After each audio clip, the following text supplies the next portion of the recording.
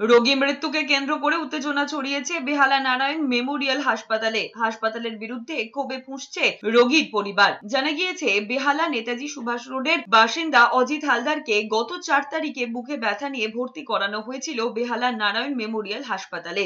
হাসপাতাল কর্তৃপক্ষ স্বাস্থ্যসাথী কার্ড থাকা সত্ত্বেও প্রথমে 11,000 টাকা বিভিন্ন টেস্ট করানোর জন্য নেয় এবং রোগীকে অ্যাডমিশন করিয়ে বলা হয় 5 তারিখে তার একটি ওটি হবে। পরের দিন সকালে তার একটি এনজিওপ্লাস্ট হয় এবং ডাক্তারেরা বোঝে যে তার এই মুহূর্তে হার্টে কোনো স্টেন বসানোর দরকার নেই। সেই দিন বিকেলেই পেশেন্টকে ছেড়ে দেয়। রোগীর বাড়ির লোক 5 তারিখেই বাড়ি নিয়ে যায় এবং 6 তারিখ সন্ধ্যেবেলায় ফের রোগীর শ্বাসকষ্ট শুরু হয় এবং বাড়িতেই রোগী মারা যায়। পরিবারের বক্তব্য, ওটি হবার একদিন পরে তাকে ছাড়া হয়, এই জন্যই তার মৃত্যু হয়েছে। আইসিইউতে অ্যাডমিশন করালো স্বাস্থ্যসাথী কার্ডের মাধ্যমে। অ্যাডমিশন করার পর 5 তারিখে 8টার সময় বললো ওটি হবে। 5 তারিখে ওটি হলো। 5 তারিখে ওটি হওয়ার সকালবেলা প্রায় 10টার সময় ওটি হলো। ওটি কমপ্লিট হওয়ার আইসিইউতে রইল।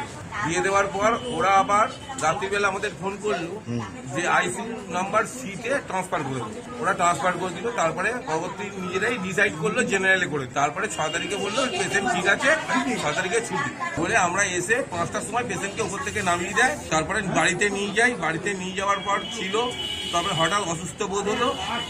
তারপরে আবার নারায়ণীতে নিয়ে এসে বললো যে ডেথ।